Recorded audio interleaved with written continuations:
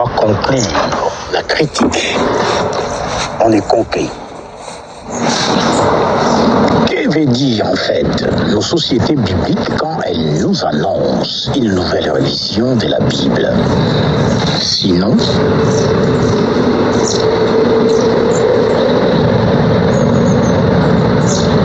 qu'elles se proposent de mettre une fois de plus à contribution la science des critiques bibliques pour donner aux églises une édition des deux testaments plus conforme à la vérité.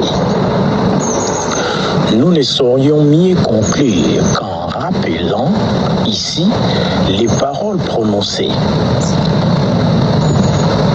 C'était un professeur lycéen, non, à Belfast, par le professeur Lucien Gauthier, qui fit dans notre génération un des apôtres les plus authentiques de la vérité. Ouais. Tant par son indépendance critique que par sa fidélité des chrétiens. Il y a des manières de comprendre la critique et de la pratiquer. Des manières de comprendre la critique et de la pratiquer.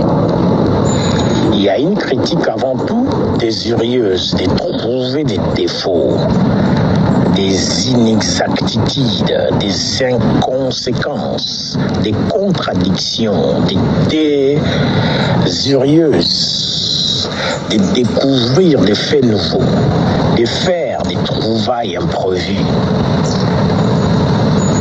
désireuse de se mettre en désaccord avec les idées reçues. Cette critique est hostile, dénigrante. Aucun livre ne mérite moins que la Bible d'être l'objet d'une critique comme celle-là. Et malheureusement,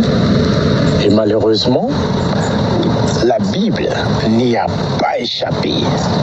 Elle a encore des adversaires passionnés, tout comme elle a des amis et des admirateurs enthousiastes.